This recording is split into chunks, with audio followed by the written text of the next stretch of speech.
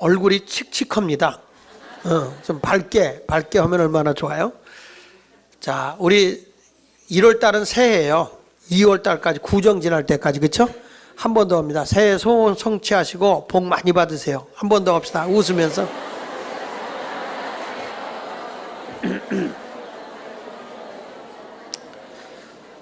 저는 오늘 여러분들과 함께 이제 그만합시다. 여러분들과 함께 판단의 기준이라고 하는 제목의 말씀을 증거하려고 합니다. 판단의 기준. 사람들이 다 판단을 하는데 기준을 어디다 두고 옳고 그르다라고 얘기할 수 있느냐 하는 문제겠죠. 근데 사람들은 자기가 이미 기준을 정해놓고 그것을 가지고서 판단을 해요. 그러나 하나님의 기준은 또 다르거든요. 그래서 오늘은 판단의 기준이라고 하는 제목의 말씀을 증거하려고 합니다. 오늘 성경의 16절에 곧 나의 복음에 이른 바와 같이 하나님이 예수 그리스도로 말미암아 사람들의 은밀한 것을 심판하시는 그날이라 그랬으니까 아무도 모르는 것 같아도 하나님은 우리의 은밀한 것까지 다 알고 계시다는 거거든요.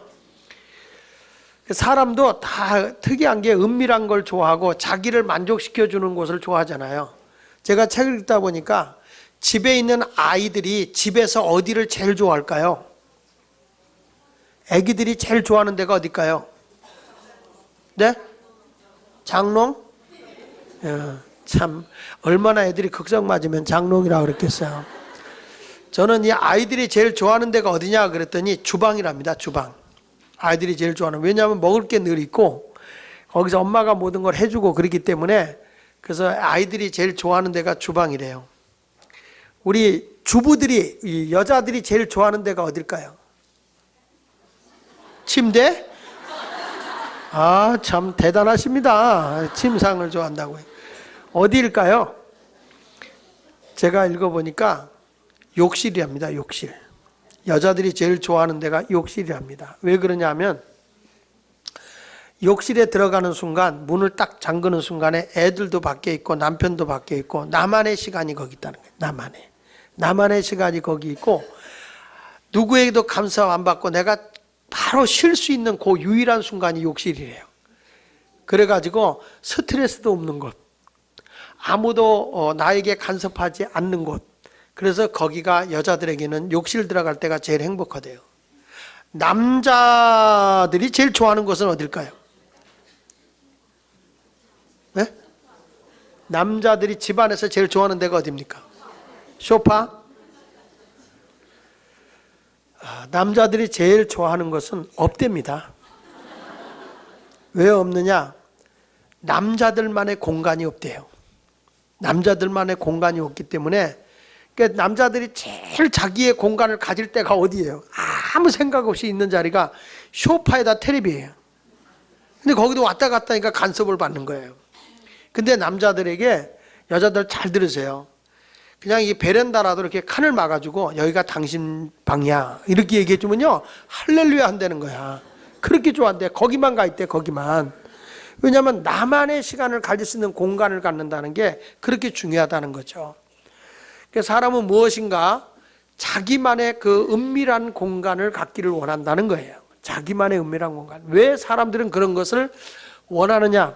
그 이유는 하나님께서는 우리의 영적으로 늘 은밀한 게 만나기를 원하고 계시거든요.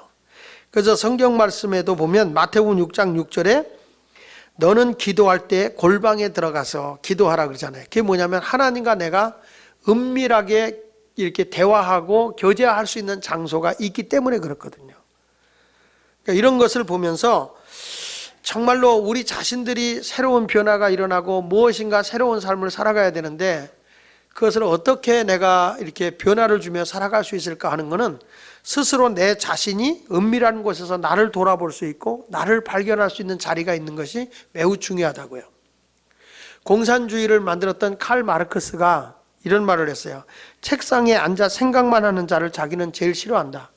아무것도 움직이지 않고 계속 생각만 하고 있는 사람을 제일 싫어한다. 게으른 철학자들은 단지 세상을 서로 다른 방법으로 해석만 하려고 한다는 거죠. 그런데 진짜 중요한 문제는 뭐냐? 세상을 변화시키는 것이다 그랬어요. 우리 인생이 살아갈 때 있어서 제일 중요한 것들이 뭐냐? 철학도 아니고 논하는 것도 아니라 세상을 변화시키는 것이다 그랬어요. 물론 칼 마르크스가 공산주의를 주장한 사람이지만은 칼 마르크스가 주장하는 공산주의와 기독교와 일치될 수 있는 것은 없으나 우리가 같이 공감할 수 있는 부분은 어디냐면은 변화입니다. 변화. 우리가 예수를 믿으면 사람이 변화돼야 돼요. 그래서 고린도서 5장 17절에 보면 누구든지 그리스도 안에 있으면 새로운 피조물이라 이전 것은 지나갔으니 보라 새 것이 되었도다 이렇게 말하거든요. 그런데 사람들은 예수를 오래 믿으면 특이한 게 뭐냐면 자꾸 남을 판단하려고만 해요. 내가 변화되고 내가 새로워지려고 하는 게 아니라 나는 괜찮은 사람인데 저 사람이 나쁘다 그래서 자꾸 남을 판단하려고 그러거든요. 그거 대표적인 게 바로 오늘 본문에 일찍이 하나님의 택함을 받은 유대인, 이스라엘 사람들이 그랬다는 거죠. 그래서 거기 한번 다 같이 2장 1절을 읽어보겠습니다. 시작. 그러므로 남을 판단하는 사람아 누구를 막론하고 내가 핑계하지 못할 것은 남을 판단하는 것으로 내가 너를 정죄함이니 판단하는 내가 같은 일을 행함이니라. 여기서 나오는 말은 뭐냐면 판단을 통해서 사람이 자기가 죄를 입는다는 거예요. 그러니까 남을 판단하는 것이 자신의 죄라는 거죠. 지금 분명히 설교의 제목이 판단의 기준입니다. 근데 자기 중심에서 사람을 판단해 버리는 거죠. 근데 그것 때문에 결국에 내가 죄를 범하고 있다는 것입니다. 로마서 1장은 지난 시간에 말한 모든 사람은 죽음에 이르는 죄악의 사람이라고 얘기를 했어요. 오늘 로마서 2장에서 얘기하자는 건 뭐냐면 율법을 가지고 하나님의 선택을 받은 백성이지만 율법을 지키지 않음으로써 너희가 죄인이라는 것을 일깨워주고 있는 거예요. 그러니까 죄의 삭은 사망이기 때문에 우리가 구원받고 사망에서 건진받기 위해서는 내가 예수 그리스도를 알아야 되거든요. 그러기 위해서는 허물과 죄로 죽었던 나라는 사실을 알아야 돼요. 죽은 자가 사는 방법은 생명이 들어가야만 되거든요. 근데 사람이 자꾸 판단만 하는 거예요. 그래서 이 유대인을 뭐라고 표현했어요? 거기 1절에 남을 판단하는 사람아 이렇게 말하잖아요. 남을 판단하는 사람의 특징이 뭐냐면 남을 정죄하면서 자기만 옳다고 주장하는 사람입니다. 사실 사람이 외모로 볼 때는 그 사람이 참 선하게 보이는 사람이지만은 실질적으로 그 마음에 들어가면 성경에 말한 것처럼 회칠한 무덤이요. 속이 썩고 부패되고 타락된 삶을 가지고 있는 사람 많거든요. 그래서 우리 하나님은 오늘 본문 2장에서 그런 말을 하죠. 2장 11절에 보면 이는 하나님께서 외모로 사람을 취하지 않는다. 사람은 외모에 나타나는 것을 보고서 그 사람 선한 사람이다, 선하지 않은 사람이다 판단하지만 하나님은 뭘 보느냐 하면 그 사람의 중심을 본다는 거예요. 내면의 세계를 본다는 거예요. 그러니까 사람이 내면이 아름다워야 외적으로도 아름다움이 나오는 거죠. 내면에 어떤 증오심이 있는 사람은 어떤 증오가 나오게 돼 있어요. 내면의 상처를 받고 내면에 어떤 그 분노가 있는 사람은 그것이 언젠가 바깥으로 그 분노가 터져 나오게 돼 있어요. 하나님은 우리들에게 뭘 보느냐? 내면의 세계를 보는 거라고. 그래서 기존 신자들이 제일 죄를 범하기 쉬운 게 뭐냐면 내가 오래 예수 믿다 보니까 나는 다 예수님의 은혜로 죄사함 받아서 의인이다. 의인의식에 사로잡혀서 자기는 하나님 말씀을 아무리 들려줘도 그걸 적용하지 않아요. 그 말씀을 지키려고 하지 않아요. 유대인들의 죄가 뭐냐 하면은 거기 2장 말씀에 보면 이렇게 말하잖아요. 2장 우리 13절을 같이 읽어보겠습니다. 2장 13절에 보면은 시작. 하나님 앞에서는 율법을 듣는 자가 의인이 아니요 오직 율법을 행하는 자라야 의롭다. 그러니까 율법을 알고 있는 걸로 되는 게 아니라 행해야 되는 거거든요. 그러니까 교회 다녀서 내가 하나님 앞에 의로운 사람이 아니라 내가 말씀을 듣고 하나님 말씀을 깨우쳤으면 그 말씀대로 행해야 되거든요. 알기는 다 알아요. 오래 믿은 사람들이 저 설교 또 하네. 근데 행동으로는 안 받아들여요. 그래서 마치 이사야서 6장 9절에 여호와께서 이르시되 가서 이 백성에 이르기를 너희가 듣기는 들어도 깨닫지 못할 것이요 보기는 보아도 알지 못한다. 그렇게 말씀하고 있거든요. 아무리 하나님 말씀을 들려줘도 자기 귀를 탈착지게 하는 거. 예를 들면 우리가 가정 설교를 한다든지 부모 공경 또 자녀 교육 부부 관계에 대해서 설교를 할 때는 오늘 설교 좋았어 그런다고요. 근데 사실 복음은 뭐냐면 나를 향해서 들려오는 말씀이고 나를 변화시키는 말씀이기 때문에 회개가 일어나야 되거든요. 잘못된 것을 깨달아야 된단 말이에요.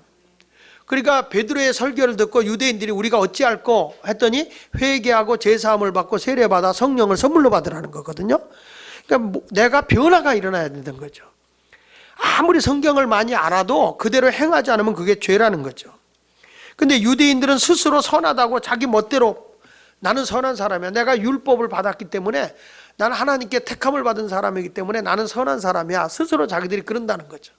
근데 여러분 보십시오. 재판하고 있는 검사나 판사가 다 의인입니까? 다 남을 판단하고 뭐지만 그 사람들 보세요. 자기 기준에서 판단 잘못하는 게 얼마나 많은데요. 그래가지고 이쪽에서 소송하면 이쪽 사람 편에서 보니까 이쪽 사람 손을 들고 또 그 사람이 억울하다고 저쪽에서 소송하면 그 사람 편의 입장에서 보니까 그 사람이 불쌍하다 그래서 그쪽 편 들고 그래서 민사 가면 재산 다 말려먹는 거예요. 계속 소송하는 사람이 이겨 소송하는 사람이. 왜? 억울한 편 입장에서 재판을 하니까.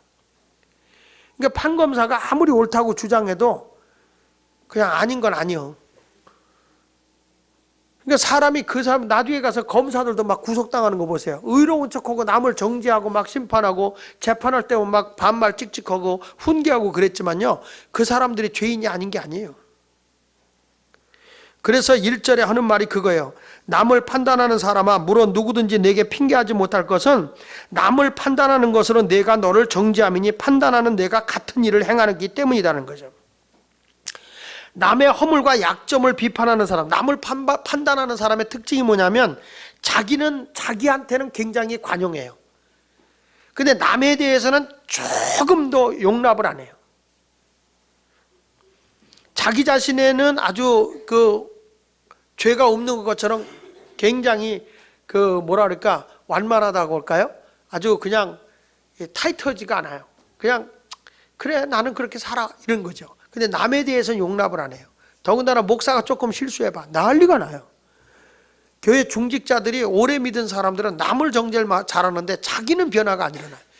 그래가지고 교회 중직자들 오래 믿은 사람은 특별히 뭐 잘못하는 사람 목사도 그렇고 장로님들도 그렇고 교회 중직자라는 사람들이 하나님 말씀 듣고는 회개를 안 해. 말씀대로 살질 않아요. 나는 장로니까 따놓은 구원이 당상인 줄 알아. 그렇지 않단 말이에요. 근데 특이한 거는 굉장히 고지식하고 원리 원칙대로 사는 사람들 옆에는 사람이 안 와요.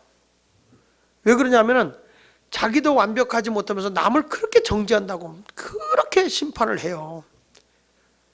근데 이런 사람들은 사람이 주변에 안 끼는 거예요. 그래서 그게 자기가 죄를 범하고 있는 거예요. 사실은 그게 자기 죄예요. 20세기 중반의 심리학자인 해리 할로우 박사라는 분이 새끼 원숭이를 키웠어요. 원숭이를 키우다가 이 원숭이 뛰어노는 밑에다가 이 부드러운 천을 깔아놨더니 원숭이 새끼들이 천에 가서만 놀더라는 거예요. 야, 이 원숭이들이 넓은 데도 많은데 왜 이렇게 부드러운 천에서 놀까? 그래가지고 이분이 시험을 한 거예요. 새끼 원숭이를 갖다가 어미 원숭이를 이제 모양을 만들어서 하나는 철사로다가 어미 원숭이를 만들고 하나는 천으로다가 어미 원숭이를 만들었어요. 근데 철사로 만든 어미 원숭이는 이제 기계로 이렇게 젖을 물어서 빨면 젖이 나오게 그렇게 해서 젖을 만들어 놨어요. 그 다음에 천으로 만든 원숭이는 어미 원숭이는 젖도 안 나오고 아무것도 없어. 그냥 천으로만 만들어 놓은 거예요. 그리고 조사를 해보니까 이 새끼 원숭이가 배가 고프면 철사로 만든 원숭이한테 가서 젖을 빨아먹어. 계속 젖을 빨아먹고 끝나면은 어디 가서 안겨있냐면 부드러운 어미 원숭이에 가서 앉아있는 거예요. 이렇게 품에 안겨있는 거예요. 조사해보니까 24시간 중에 철사로 만든 어미 원숭이 젖 먹는 원숭이에게 매달려 있는 시간은 24시간 중에 하루에 1시간도 안 되더래요. 그런데 부드러운 원숭이에다가 계속 매달리는 시간 얼마나 되는 것 같아요? 하루 24시간 중에서 자그마치 17시간을 거기서 매달려 있더래요. 그 나머지 시간은 뭐 나무에도 매달리고 다른 데서 노는 거고요. 그래서 거기서 깨달은 게 뭐냐면 원숭이도 자기를 부드럽게 해주는 데를 좋아한다는 거예요. 차디차고 막 강한 걸 좋아하는 게 아니고 부드러운 걸 좋아한다는 거예요. 그래서 한 번은 이 원숭이가 어느 정도 큰 다음에 어미 원숭이 이제 그 2마리를 거기다 놓은 상태에서 로버트 원숭이를 집어넣은 거예요. 이게 불이 막 들어오면서 막 소리도 삑삑삑삑 소리 나고 어슬렁어슬렁 가서 위협을 가하도록. 그랬더니 새끼 원숭이가 어느 정도 큰 원숭이인데도 불구하고 그 워낙 큰 로봇가 오니까 무서워서 몸을 부들부들 떨면서 도망을 가는데 어디로 도망갔을까요? 젖주는 데로 갔을까요? 부드러운 데로 갔을까요? 답은 부드러운 데예요. 다시 한번 물어볼게요. 철사로 만든 어미 원숭이한테 갔을까요? 천으로 만든 어미 원숭이한테 갔을까요? 천으로 만든 어미 원숭이에 가서 딱 달라붙더라는 거죠. 그러더니 이게 계속 로봇가 왔다 갔다 하니까 이 새끼 원숭이가 어머니 그 엄마 천으로 만든 원숭이 뒤로 가더니 부들부들 떨던 거를 점점 진정시키고 안정을 시키더니 갑자기 어미 원숭이 품에 안겨서 용기를 얻은 거예요. 힘을 얻어서 갑자기 새끼 원숭이가 로봇을 향해서 공격적인 자세를 취하더래요. 왜? 나를 부드럽게 대해주고 보호해주는 엄마가 옆에 있다 이거예요. 그러면서 굉장히 강한 모습을 보이더라. 이것이 이제 심리학자가 조사해낸 내용이거든요. 저는 여기서 깨닫는 게 있어요. 집안에도 가보면 아버지나 엄마가 굉장히 자식을 엄격하게 키운다고 아주 권위의식적으로 자식을 키우는 그 자식은요, 미안하고 죄송한 얘기지만 100% 그 자식은 탈선한다는 거예요. 아이들에게 뭐가 그렇게 시끄러우면 엄마가 돈 딱 주고 야 나가 놀아 이러잖아요. 그런 애들은요, 젖을 먹어서 그 엄마 품에 있는 게 아니에요. 부드러운 곳에 붙어 있는 것이죠. 그래서 애들한테 엄마가 쓰다듬어 주면서 애들한테 아유 그랬냐 오늘도 수고했네, 공부는 잘 못해도 건강해서 좋다야, 그래 자꾸 쓰다듬어 주라는 거죠. 이걸 창작이라고 받아왔어 이걸? 그러면 애가 더 탈선한다는 거예요. 근데 그런 게 아니라 그래 수고했어 애썼어 그래도 교회 학교만 가는 것만해도 야 땡큐다 야 고맙다 열심히 네가 살아라 그러면서 자꾸 칭찬을 해주고 그를 부드럽게 대해주게 되면 이 아이가 나중에는 사람이 굉장히 인격적으로 바뀌어진다는 거죠. 여기 아버지들 가운데 굉장히 권위적인 분이 지금 여기 4분이 앉아 계세요. 아주 원칙적이고 막 하는 분들, 그리고 애들이 뭐 잘못하면 용납 안 해 막 훈계하고 야단을 치죠. 근데 그런 아이들은 굉장히 우울증이 온다든지 그 아이가 사회적인 적응력에서 약해져요. 누가 강한 사람 오면 숨으려고 그러고 자꾸 어떤 일이 부딪혀도 자꾸 피해 가려고 하고 그런다는 거예요. 그래서 오늘부터 이 설교를 들으신 사랑하는 1부 예배에 오신 3부 예배에 오신 여러분, 제발 부탁하는데 좀 부드러워지길 바랍니다. 그 표정을 가지고 누가 부드럽다고 그러겠어요? 누가 그 표정을 가지고요. 부드러운 사람, 애들을 그렇게 대해줘야 된다는 거죠. 이게 저도 굉장히 권위적인 아버지였어요. 그래서 아이들이 잘못하면 정말 혼내주고 야단치고 그랬는데 그게 바로 그 아이들에게 데미지가 가는 거예요. 근데 지금도 그렇거든요. 지금도.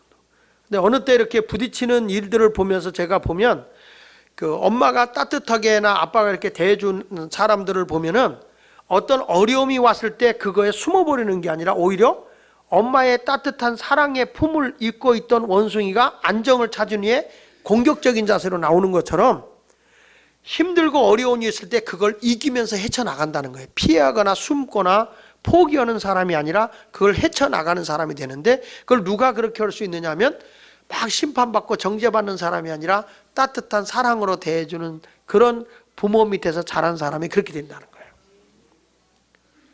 그래서 아이들이 뭐 하다가 실패해도 네 하는 게 다 그렇지 그러지 말고 그럴 수도 있단다, 다시 일어서라 이렇게 얘기를 해야지 너 다음부터 하지 마잉, 다음부터 하면 아니야 머리털을 다 뽑아낼 거야 너, 이런 식으로 해서 아이들에게 자꾸 안 된 말, 어떤 폭언적인 말을 하는 것은 절대로 하나님이 용납하지 않는다는 거죠. 그래서 여러분, 우리가 무서운 독선이나 자기 교만, 나는 너 때 그렇게 안 살았어, 특별히 젊었을 때 어렸을 때 공부 잘했던 부모님들이 자기 자식이 공부를 잘 못하면 굉장히 그냥 짜증을 내고 애를 협박을 할 때가 많이 있습니다. 제가 아이를 키울 때 그런 잘못을 했어요. 저는 굉장히 수학을 잘하는 목사였어요. 잘하는 아이였어요. 그래서 우리 아들을 수학을 가르쳤는데 얘가 수학을 잘 못 풀어요. 근데 가르쳐 줬는데 조금 있다 또 얘가 틀려요. 그래도 괜찮다 이래야 되는데 이것도 몰라 임마, 금방 가르쳐 준 것도 몰라 임마, 얘가 점점 겁을 먹는 거예요. 점점. 그러니까 더 못해, 긴장해가지고. 그래서 내가 그때 깨달은 것이 이건 아닌데. 이건 안 돼. 근데 걔가 하도 혼나니까 나중에는 어렸을 때 그런 얘기를 했대. 지 엄마한테. 아빠는 어디 가서 안 돌았으면 좋겠다고. 아빠. 버림받은 거예요. 완전히 이제 버림받은 거거든요. 이런 모습을 보면서 우리 자신들이 좀 남을 판단하고 막 기준으로 내가 판단해서 하지 말고, 사람은 대기만성형이 있거든요. 그때는 모자라도 나중에 가서 보면 머리가 늦게 깨는 애도 있고 추진력 있는 애도 있고 더 크게 무엇인가 이루어내는 애들이 있어요. 그러니까 미리 엄마 아버지가 판단하지 말고 자꾸 그를 위로하세요. 왜? 그 사람을 키워주는 건 하나님이에요. 우리 자녀들을 키울 게 하나님이고, 성경에 그랬잖아요. 자식은 하나님이 주신 기업이라고 그랬어요. 내가 준 게 아니라 하나님이 주신 기업이기 때문에 하나님 앞에 우리가 바르게 그 모든 일을 행하고 가야 되는 거죠. 그래서 오늘 2절에 있는 말씀에 보니까 이렇게 말씀하죠. 이런 일을 행하는 자에게는 하나님의 심판이 진리대로 되는 줄 우리가 아노라. 이런 일을 행하는 자에게는 하나님의 심판이 진리대로 되는, 그러니까 심판이 뭘로 이루어진다고요? 진리로. 근데 그거 같이 읽어볼까요? 3절 시작.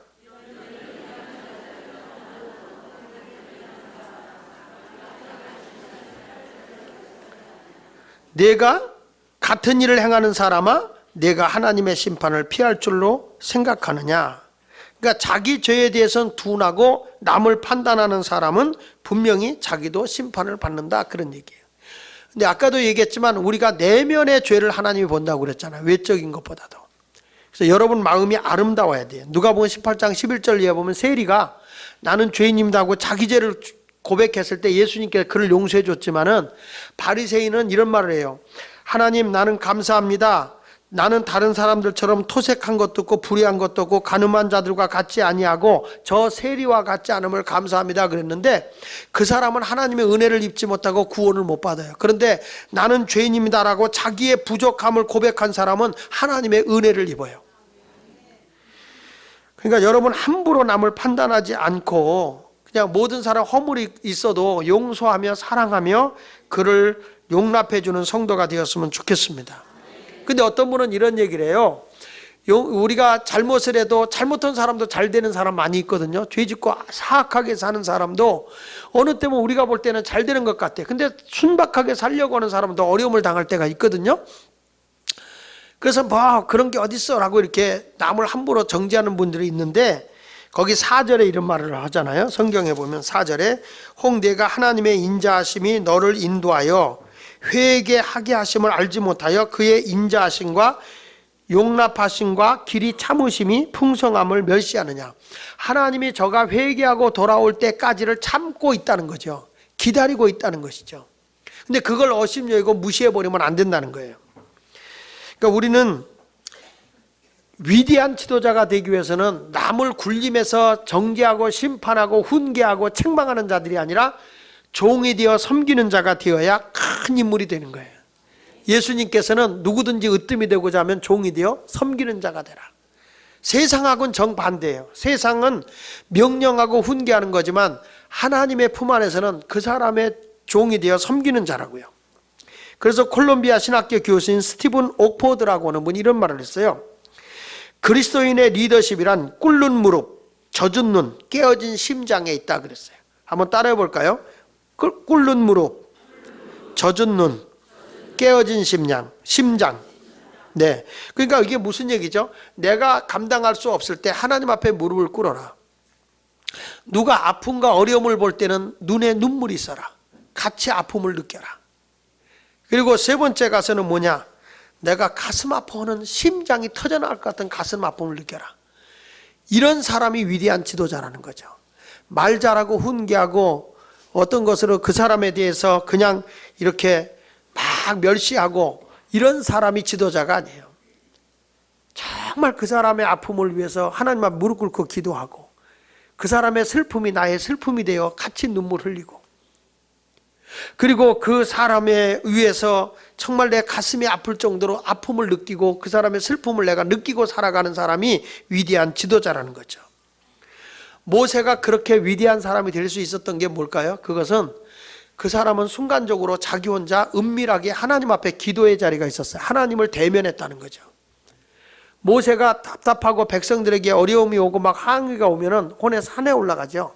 산에 올라가서 하나님과 은밀한 교제를 해요. 하나님을 대면하고 와요. 하나님의 능력이 그 속에 임해요.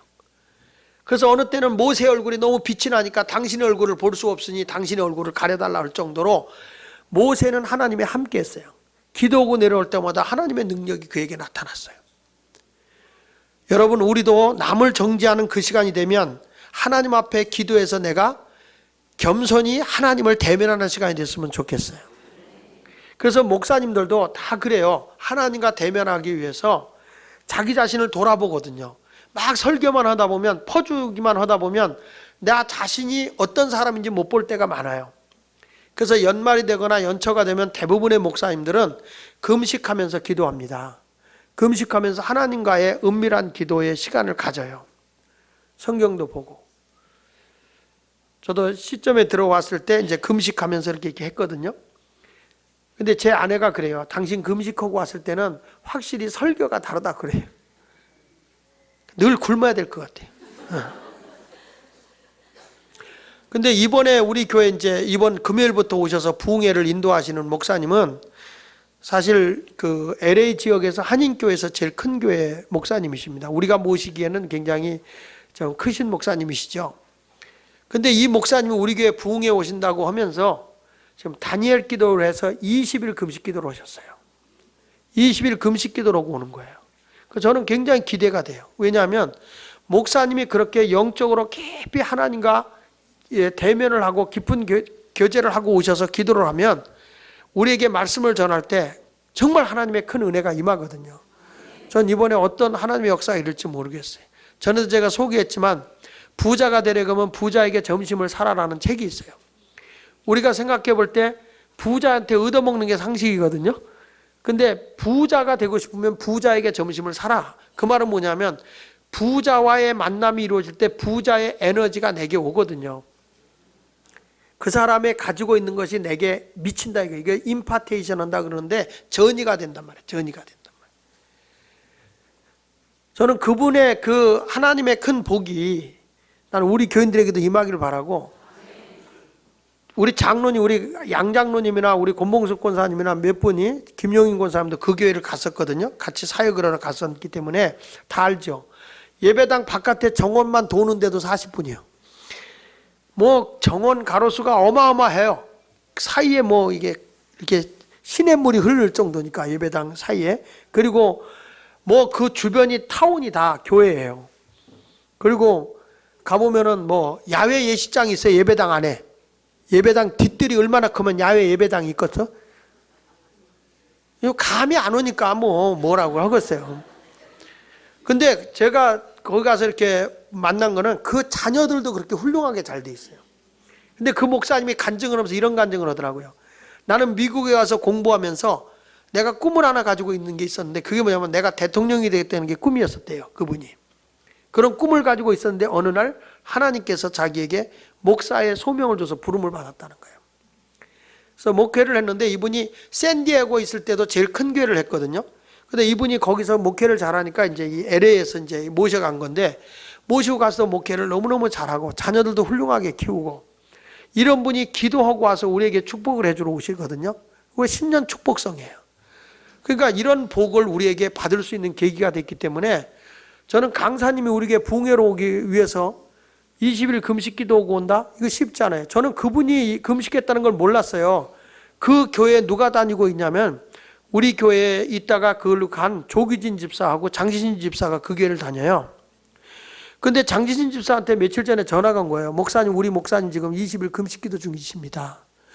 목사님이 기도시킬 때 내가 예수마을교회 가서 부흥회하는데 기도 좀 해달라고 부탁을, 강고를 했기 때문에 알았다고, 목사님 식사 준비하실 때 잘 좀 준비해 주세요. 그리고 전화 왔어요. 그래서 일단 너는 언제는 날들어 우리 목사라더니 왜 또 너희 목사라고 그러냐? 내가 그렇게 얘기를 했지만, 그래서 그분이 금식 기도하는데 이제 어저께 제가 전화를, 우리 집사람 보고 전화 좀 해봐라. 사모님한테 뭘 어떻게 해야 될지 모르겠다. 그랬더니 금식을 끝내고 이제 보식 중이니까 우리 집회 올 동안에는 괜찮을 것 같다고 그렇게 얘기를 하더라고요. 이번에 저는 기대가 굉장히 많아요. 기회를 놓치지 마시고요. 하나님의 큰 복이 임했으면 좋겠습니다. 우리가 이렇게 하면서 함부로 남을 판단하고 정죄하지 않았으면 좋겠다는 거죠. 입술로 판단함이 죄의 열매이기 때문에 여기 성경에 보세요. 2장에서 보면 이 사람들이 막 남을 정죄하면서도 21절에 이렇게 말하잖아요. 그러면 다른 사람을 가르치는 내가 내 자신을 가르치지 아니하느냐? 도둑질하지 말라 선포하는 내가 도둑질하느냐? 그러니까 이 사람들이 죄를 범하는 거예요. 남에게 막 이렇게 정죄하고 심판하면서 이 사람들이 실질적으로 뭐예요? 도둑질하는 거예요. 또 간음하지 말라고 하면서 이 사람이 마음으로 간음하고 우상 숭배하지 말라고 하면서 우상의 신전의 물건을 도둑질해가고 유대인들 가운데 그런 사람이 있는 거죠. 그러면서도 막 입술로 남을 판단하거든요. 우리가 알아야 되는 게 있습니다. 그게 뭐냐면 하나님은요, 민수기 14장 28절 이하 읽어보면 하나님은 말씀만 해주시는 분이 아니에요. 우리에게 말씀도 하지만은 우리가 하는 말을 들으시는 분이에요. 한번 따라합시다. 말씀하시는 하나님, 내 소리를 들으시는 하나님. 이게 무슨 얘기냐면 이스라엘 백성들이 이제 광야의 길을 가잖아요. 가다가 힘들고 어려운 일이 생겼어요. 그러면 이스라엘 백성들이 막 소리 뭐냐면 하나님, 왜 이렇게 광야로 우리를 이끌어내서 고생시키는 거, 차라리 우리를 죽여주세요. 이렇게 고생시켜 우리를 죽이세요. 막 이런 거예요. 그러니까 하나님이 그 소리를 들었어. 죽여달라는 소리를. 그러니까 민수기 14장에 보면 이렇게 말합니다. 너희 말이 내 귀에 들린 대로 내가 너희에게 행하리니 너희 시체가 이 광야에 엎으러질 것이다. 너희가 죽여주세요. 내가 들었다. 내가 다 죽여주마. 여러분, 우리 하나님은요, 헛된 말을 해서는 안 돼, 우리도. 그래서 옛날부터 우리나라 어른들도 말은 씨가 된다 그랬잖아요. 그렇기 때문에 말은 자꾸 살리는 말, 남을 비판하고 정죄하는 말 하지 말고 희망을 주는 말, 소망을 주는 말, 용기를 주는 말을 해야지, 자꾸 자신에 대해서도 희망된 말을 해야지 자기를 비하고 자기를 갖다 무시하는 말을 해서는 안 된다고요. 내 팔자야, 내 운명이야, 난 원래 이렇게 살게 돼 있어. 그러지 말라고요. 늘 제가 강조하는 게 그거예요. 혼자 밥을 먹어도 예쁜 그릇에다 맛있게 차려놓고 감사기도하고 먹어라. 김말자, 너는 세상에서 제일 예뻐. 세상에 너 같은 사람은 너밖에 없어. 그러면서 자기를 칭찬해야, 내가 나를 인정해야 남도 남을 인정하지. 남이 나를 인정하지 않는데 누가 남이 나를 인정합니까? 나도 인정하지 않는 나를. 그러니까 자꾸 인정을 하는 거예요. 제 친구 목사 가운데 조항백 목사라고 있어요. 지금 미국에서 오하이오주에서 목회를 하고 있는 친구인데, 이 친구의 아버지가요, 예수를 안 믿었다가 제가 이제 금오절교회 전도사로 있을 때 이 아버지가 예수를 믿어서 은혜를 받았어. 세상에 은혜를 받고 나더니 너무너무 좋으니까 이분이 시간만 있으면 북치고 나가서 전도하는 거예요. 사람들 예수 믿으라고 전하고 다니는 거예요. 근데 이 은혜를 받으려면 부부가 같이 받아야 되는데, 이 아내는 돈 벌러 다니기 바빠가지고 은혜를 못 받았어. 남편이 시간만 나면 돈 벌러 갈 생각 안 하고 전도로 다니니까 화가 나가지고 뭐라고 얘기하냐면, 하나님, 둘 중에 하나를 잡아가세요. 어? 나를 잡아가든지 저 인간을 잡아가든지 못 살겠어요. 잡아가세요. 만나기만 하면 남편한테 퍼부어대는 거예요. 어? 당신을 하나님이 잡아가든 나를 잡아가든 해야 된다. 그렇고 그 얼마 안 돼서 남편이 자고 일어나 보니까 남편이 시체가 돼 있는 거예요. 어떻게 된 건지 아세요? 연탄 가스 맞고 세상을 뜬 거예요. 장례를 치는데 그 어머니가 울면서 하는 얘기 있어요. 내 입이 방정이라고. 내가 입이 방정이라고. 하나님은요, 말을 들어요. 제 아내도요, 목회하다 힘드니까요, 이게 목회라면 하나님 나를 데려가 주세요. 나 더 이상 목회하고 싶어요. 나를 데려가세요. 그러다가 우리 집사람이 교통사고를 당해가지고 거의 임종을 했, 임종 예배까지 드렸어야 되니까. 산소호흡기만 뽑으면 끝나는 건데, 내가 마침 말레이시아에 있어가지고 우리 강장로님이 남편이 온 다음에 뽑도록 하자고 그래서 또 그 열대지방에서 내가 금식하며 살려냈잖아. 기도했잖아. 우리 교인들이 막 금식하고 기도하고, 하나님의 기적으로 살아났다고요. 우리 집사람이 왜 그런 일을 당한지 아세요? 입이 방정이에요. 나 데려가, 나 죽었어. 여러분, 정말 옛날부터 말은 씨가 된다고 할머니들이 빌어먹으려면 빌어먹으면, 그러니까 우리가 미국 사람한테 강냉이 밀가루 다 빌어먹었다고 그러잖아요. 어? 저 급살마저 되질름, 그러니까 일본 사람한테 붙들려 가서 이유 없이 죽는 거예요. 연병을 하니까 6.25 끝나고 장티푸스 콜레라로 사람이 죽어가고, 나가 뒤져라 그러니까 월남전에 나가서 죽고. 어? 그래도 우리가 이만큼 산 거는 그 당시에 코 풀 때마다 흥해라. 그래서 우리가 흥했다고 얘기를 하잖아요. 말이라는 게. 그러니까 자꾸 말을, 그러니까 우리가 흥하고 나니까 코가 안 나와요. 요즘 애들 코 나온 애들이 어디 있어요? 우리 때는 다 코를 여기다 아주 그냥 달고 살았어. 그 이렇게 닦고 그 코가 안 멎으니까 어떻게 빨아먹어, 그냥 이렇게 빨아먹어. 그러면 짭짤하지. 그럼 부모님이 와서 뭐라, 아이 더러운 놈, 흥해라 이놈아, 흥해. 그럼 우리 입으로 흥 그랬어요. 그 흥자가 무슨 흥자예요? 일어날 흥자. 그러니까 우리가 흥하고 나니까 코가 나. 요즘 애들은 코 나오는 애들 없어요. 제가 어디 가서 부흥회 가서 얘기를 했더니 한 분이 나더래요. 목사님, 그거야 옛날에 못 먹어서 영양실조로 코가 나오는 거지 무슨 그러냐. 그래서 왜 그러냐고, 아프리카 가보라고. 그 애들은 못 먹는데 배는 이렇게 나와도 코는 안 나온다고.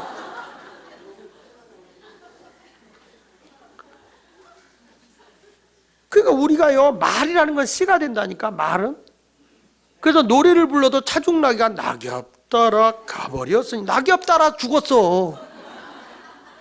산장의 여인을 부르는 고뇌경이 아무도 찾아오는 이 없고 외롭고서 그 가사처럼 살다 죽었어. 이봉원이 코미디 할 때만 시커멓어. 망했어.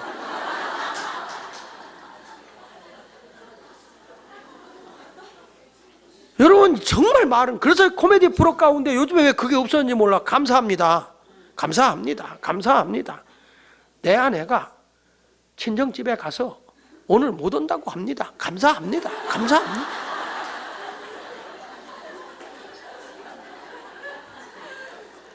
너무 피곤해가지고 왔는데 부인이 있으면 얼마나 더 피곤하겠어. 그러니까 안 계신가, 감사합니다. 사람이 말을 해도 좋은 말을 하는 거예요. 우리 한국 사람들처럼 죽겠다는 말 많이 하는 사람이 없어요. 배불러, 배고파, 바빠, 좋아, 맨 죽을 일만 쌓아요. 그렇게 사는 게 아니에요. 우리는 바빠, 죽겠다 그러면 죽게 있다. 바빠도 죽게 있다. 배불러도 죽게 있다. 주님 안에 있다. 주님 안에. 이런 식으로 좋은 말을 하고 사는 사람이 뭔가 이루어지는 거예요. 빌립보서 4장 13절에도 말하기를 내게 능력 주시는 자라서 내가 모든 것을 할 수 있다 그랬어요. 그러니까 여러분, 하나님이 내게 능력 주면 난 모든 걸 할 수 있는 자예요. 난 아무것도 못해요. 제발 그러지 말고 할 수 있다. 뭔가 할 수 있다. 이렇게 하는 여러분이 됐으면 좋겠습니다. 그러니까 함부로 남을 심판하지 마세요. 그 사람이 지금 어렵다고 해서 그 사람 뭐 이렇게 미리 단정하지 말라는 거예요. 아이들한테도 미리 싹을 잘라버리지 말라는 거예요. 자꾸 그 아이들이 너 큰일 할 수 있어. 너 큰 인물이 됐어. 자꾸 이렇게 격려하고 위로해주는 말. 그래서 남을 정죄하고 심판하는 거는 내가 죄를 짓고 있는 거예요. 그러니까 남을 심판하지 마세요. 그런 인간 그러지 마세요. 그런 사람도 큰일 할 수 있어요. 저도 어렸을 때 하도 집안이 어렵고 감당했을 때 제가 애창해서 부른 찬송가가 괄세마오였어요. 학교 가서 등록금 못 내고 쫓아내고, 그 등록 시험도 못 보고 쫓겨나고, 교회 가도 무시당하고, 아버지가 장로인데도 헌금 못 낸다고 무시당하고. 그때 마침 찬송가가 라디오에서 나오는 게 김상국이가 부른 노래 괄세마오. 갈세마오 가진 것 없다고 갈세마오. 너나 나나 태어날 때 문패에 한번 달았더냐. 그까지 건 문제없다. 나도 한번 달아야지. 후렴 갈세마오.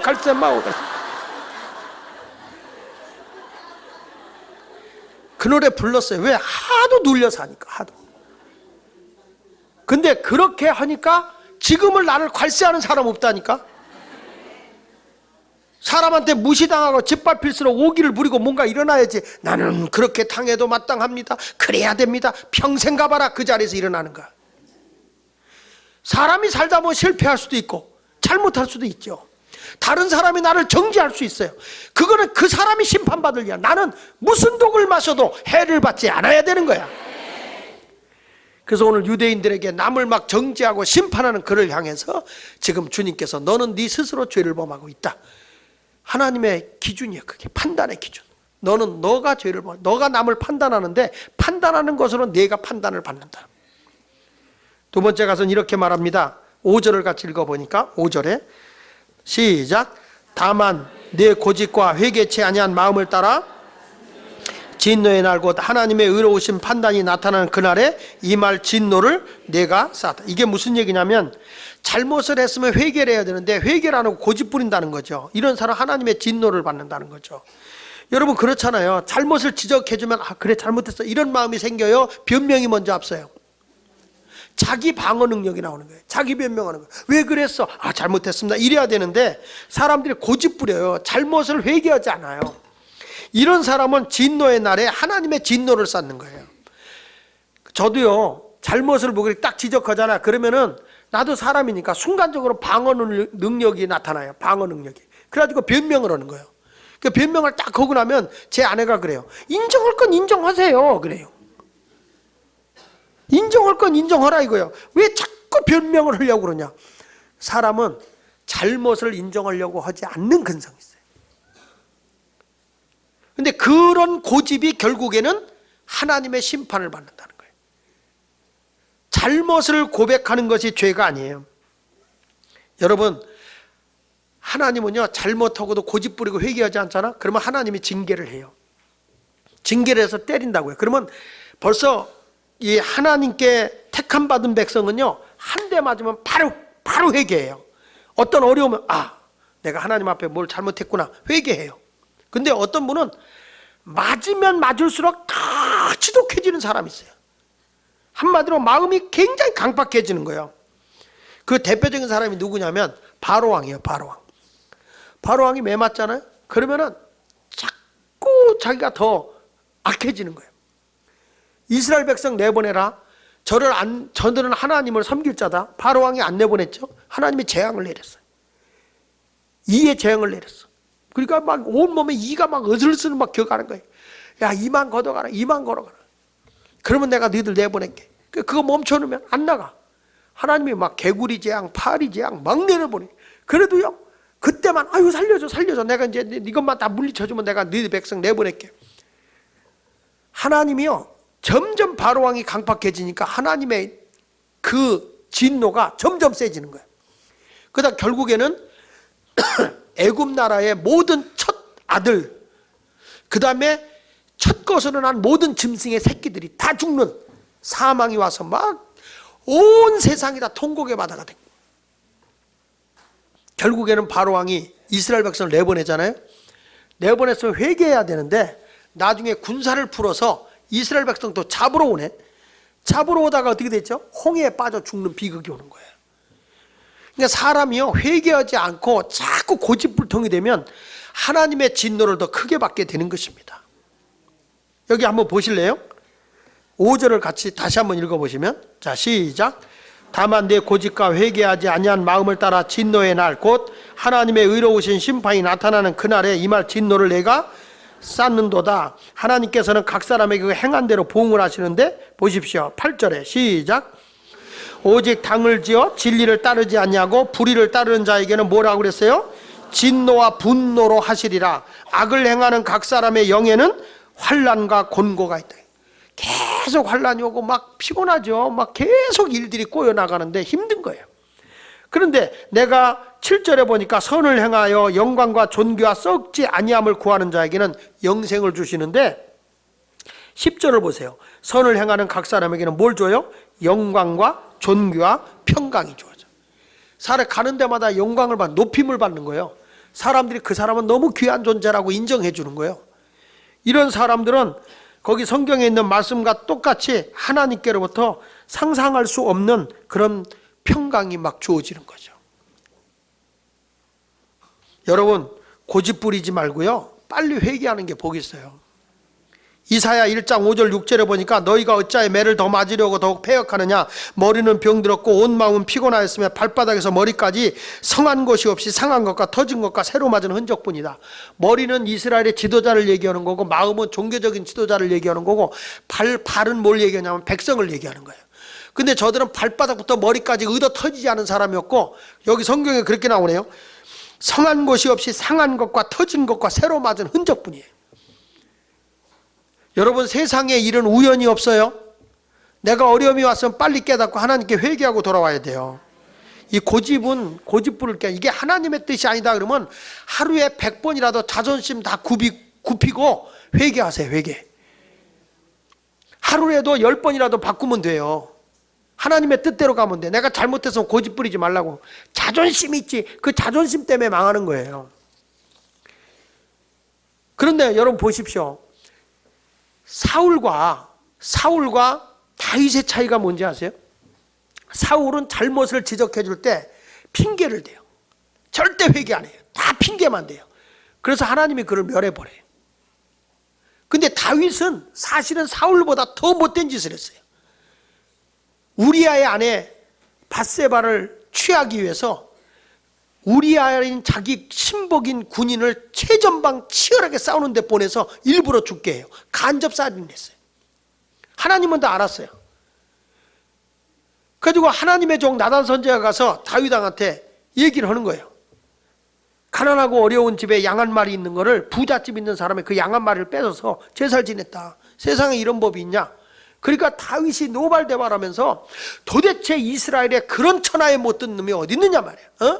그 있는 놈이 없는 놈 걸 뺏어서 세상에 그런 놈이 어디 있어? 당장 잡아라. 내가 그 놈을 능지처 쳐먹겠다. 그래서 나단 선지자가 뭐라고 그래요? 너요? 그랬어요. 다윗 왕 당신이 바로 그런 사람이에요. 그랬을 때 다윗 왕의 위대함이 뭔지 아세요? 다윗 왕은 골리앗을 싸워서 이긴 것보다 더 위대한 거는 나단 선지자가 잘못을 지적해 줄 때 그 자리에서 무릎 꿇고 통회하고 회개했다는 거예요. 그래서 다윗은 성군이 된 거예요. 얼마나 자기 잘못을 가슴 아파 울었는지 그가 너무너무 울어서 눈이 짓물렀다 그랬어요. 하나님 앞에 잘못한 거예요. 그러니까 그가 잘못한 걸 하나님이 알고 있지만 그럼에도 불구하고 이스라엘의 성군으로 예수님의 족보에 들어가는 아브라함과 다윗의 자손 예수 그리스도의 세계라 이렇게 되는 거예요. 여러분, 세상에 완벽한 사람은 없어요. 나도 완벽하지 않고 여러분도 완벽하지 않아요. 목사도 허물이 있어요. 그랬을 때 잘못을 지적했을 때 변명하려고 하지 말고 하나님 내가 잘못했나이다. 눈물로 회개하는 자에게 하나님의 은혜가 있지만은 회개가 없이 고집으로 사는 사람은 하나님의 진노가 그 위에 임하게 되는 거예요. 순간순간 빨리 깨닫는 자가 되시기를 바랍니다. 거기 9절에 있는 말씀처럼 악을 행하는 각 사람의 영에게 환난과 공고가 있다. 얼마나 두려워요. 여기 보니까 하나님이 그럼 뭘로다가 내가 옳고 그름을 판단할 수 있느냐? 내가 여기 이렇게 말했어요. 12절을 보겠습니다. 12절 시작. 무릇 율법 없이 범죄한 자는 또한 율법 없이 망하고 무릇 율법이 있고 범죄한 자는 율법으로 말미암아 심한. 이게 무슨 얘기냐면 하나님 말씀을 몰라서 죄를 짓는 사람은 어떻게 하느냐? 그의 내적인 것으로 다 심판을 받는다는 거예요. 하나님의 말씀을 받은 사람은 뭐냐? 말씀으로 심판받는다. 자, 13절에 하나님 앞에서 율법을 듣는 자가 의인이 아니오 오직 율법을 행하는 자라 의로운 자다. 내가 하나님 말씀을 많이 안다, 많이 들어서 하는 게 아니에요. 그 나무는 열매로 안다 그랬어요. 내가 하나님의 진리의 말씀대로 행하는 걸 보고 하나님은 나를 인정하는 거예요. 그러면 하나님의 말씀을 듣지 못한 사람들은 뭘로 하나님이 심판합니까? 여기 보십시다. 14절 시작. 율법 없는 이방인이 본성으로 율법의 일을 행할 때에는 이 사람은 율법이 없어도 자기가 자기에게 율법이 되는. 그러니까 무슨 얘기냐면 하나님 말씀을 듣지 않은 사람도 자기 본성으로 선하게 산다 이 말이에요. 자, 거기 16절 15절 시작. 이런 이들은 그 양심이 증거가 되어 그 생각들이 서로 혹은 고발하며 혹은 변명하여 그 마음에 새긴 율법의 행위를 나타내. 그러니까 여기 뭐라고 나오죠? 양심. 내가 하나님의 진리의 말씀을 몰라도 내 속에 뭐가 있어요? 양심이 있어요. 양심은 하나님의 율법이에요. 그 사도 바울은 이런 얘기를 합니다. 우리가 믿음으로 구원받지 그랬는데 바울은 이런 말을 해요. 양심 있는 믿음을 가져라. 양심은 언제나 하나님 편에 있어요. 그러니까 하나님 앞에 우리가 핑계할 수가 없어요. 양심이 있어야지. 양심은 언제나 선한 편에 서 있어요. 사람이 사악해지기 시작하면 양심이 무뎌지죠. 언제가 제가 그런 얘기했어요. 나는 어렸을 때도 우리 어렸을 때만 해도 길거리 뭐 죽으면 가슴이 벌렁벌렁 뛰었어요. 야, 길거리 가다 보니까 동전 1원짜리 10판짜리가 떨어진 거야. 1원짜리가. 그걸 죽고 싶은데 누가 볼까봐 가슴이 벌렁벌렁 뛰어. 그럼 얼른 가서 발로 밟고 있는 거예요. 밟고 누가 보나 안 보나 다 보고 앉아서 저 돌을 줍는 척 하면서 뭘 하는 척 하면서 손으로 밑에 와서 살며시 주고 갖고 와서 그것도 갖고 가면 저주받는다고 구멍가게 가서 눈깔 사탕 사 먹었어. 그래가지고 어금니가 썩었지만 양심이 무뎌지는 세상. 오늘 하나님께서 우리에게 판단으로 하나님이 판단하는데 행한 대로 판단하고 보응을 하세요. 여러분이 어떻게 행하고 살 거냐 그걸 가지고 보응하시거든요. 오늘도 우리 모두 회개하는 사람이 되기를 바라고요. 내 내면의 세계, 하나님은 11절에 있는 것처럼 절대 외모로 사람을 취하지 않아요. 내 내면의 세계가 아름다워야 되는 거예요. 하나님은 외모 안 봐요. 중심을 봐요. 사람은 외모 봅니다. 근데 하나님은 어디 봐요? 중심을 봐요. 그래서 여자들은 갖고 와야 돼요. 기본을 하라 이 말이야. 사치하게 하지 말고. 왜냐하면 사람이 외모를 보니까. 남편도 내 아내가 단정하고 예쁜 거 좋아해요? 그렇게 살아야 돼요. 너무 지저분하게 사는 사람 있어요. 보면 내가 봐도 안 살 것 같아. 머리는 나흘씩 안 감고 딱 머리 이거 막 악취가 나고. 남자들은요, 여자가 탁 이렇게 머리 감고 그 샴푸 냄새 쫙 풍기면서 하고 나올 때 와, 삼선 언니가 나오는 줄 알아. 삼선 언니가. 그게 멋있는 거야. 근데 그걸 머리도 안 감고 나오는데 남편이 가까이 가려더니 냄새에서 썩은 냄새 땀내가 막 진동을 한 그 모습을 가지고 여보 아이고 절로 가라 절로 가. 기본을 하라고요. 어떤 분이 나한테 따지는 분이 있었어요. 전에 하나님은 중심을 본다는데 왜 목사님은 자꾸 우리 보고 멋내라고 그러냐고 그러기를 하길래 성경을 똑바로 보라. 사람은 외모를 보거니와 나 여호와는 중심을 보느니라. 당신 남편이 하나님이냐 사람이지. 기본은 해라. 기본은. 근데 우리 하나님께서는 여기 성경에 있는 것처럼 외모로 취하지 않고 내면으로 보기 때문에 여러분들의 행한 대로 하나님이 보시기도 하지만 내 내면적인 것이 중요한 거예요. 그래서 내면에 있는 것이 바깥으로 나타나기 때문에 그래요. 그래서 우리 마음도 아름답게 갖고 와야 돼요. 항상 이 마음도 너무 어떤 지금 내가 미움과 증오로 꽉 차 있으면 그걸 빨리 쏟아내버리고 회개해야 돼. 내 마음의 온유함과 사랑함과 그리고 평화로움이 내 마음에 있고 기쁨 있는 삶을 살아가야 하나님의 복이 임하는 거거든요. 사랑하는 여러분 모두 2013년도에는 남을 판단하고 정죄하는 사람은 결국에 죄인인 걸 알고요. 남을 판단하기보다는 우리가 용납하고 용서하면서 더욱 아름다운 삶을 살아가는 성도가 되었으면 좋겠습니다. 로마서 2장에서 일러주는 것은 유대인들이 다 뭐냐? 죄인이다 라고 얘기하면서 28절에 이런 말 하잖아요. 표면적 유대인이 유대인이 아니다. 율법을 받았다고 유대인이 아니라 진짜 유대인은 하나님이 보신 유대인이 뭐냐? 29절 시작. 오직 이면적 유대인이 유대인이며 할례는 마음에 할지니 영에 있고 율법의 조문에 있지 아니하는 것이라. 그 칭찬이 사람에게서가 아니라 다만 하나님께서 난다. 그러니까 판단의 기준은 하나님께로 나는데 무슨 얘기냐면 유대인이 유대인이 아니고 이면적 유대인이 유대인이라는 말은 율법을 가진 게 아니라 하나님의 말씀대로 사는 자가 진짜 유대인이다 그 말이에요. 그러니까 말씀은 알고 있는데 행함이 없으면 그건 유대인이 아니라는 거죠. 죄인이라는 거죠. 근데 지금 유대인들은 율법은 받았는데 율법대로 말씀대로 살지 않기 때문에 너희는 죄인이다. 이렇게 일러주고 있는 게 바로 이 2장입니다. 난 여러분들이 이제 하나님 말씀을 아는 대로 행하는 성도가 되어서 하나님의 큰 복을 받는 성도가 되기를 예수 이름으로 축원을 드립니다.